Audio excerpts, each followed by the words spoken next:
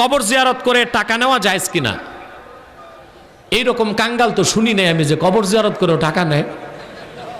যদি এইরকম কাঙ্গাল থাকে কোনো মৌলবী, তো জিয়ারতের উপর দিয়ে দিয়েন 10-5 টাকা। জানাজার পর যে টাকা, ধান, চাউল ফকির মিসকিনদের জন্য, সেখান থেকে ইমাম সাহেবগণ এক অংশ নিতে পারবেন। এটা ইমাম সাহেবদের না নেওয়াই উচিত। কারণ আমাদের দেশের ইমাম সাহেবকে মানুষ দেশি মুরগা খাওয়ায়, কবুতর খাওয়ায়, দুধের শটটা খাওয়ায়, সবরি কলাটা খাওয়ায়। তো এই দান খয়রাতের দান, চাউল, পাট এগুলো নেওয়ার দরকারটা কি? না নিলেই তো ভালো। হিজরাদের জানাজার নামাজ পড়া যাবে কিনা? আপনাদের দেশে কি হিজরা বেড়ে গেছে নাকি?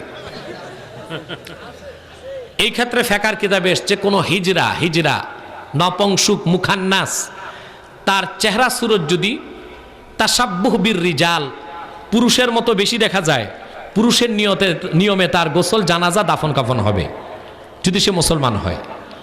আর যদি হিজরার তাসাব্বু বিন নিসা, মহিলাদের মতো সাদৃশ্য বেশি থাকে, তাহলে সে যদি মুসলমান হয়, তারও মহিলাদের নিয়মে গোসল, কাফন, দাফন, জানাজা সব হবে।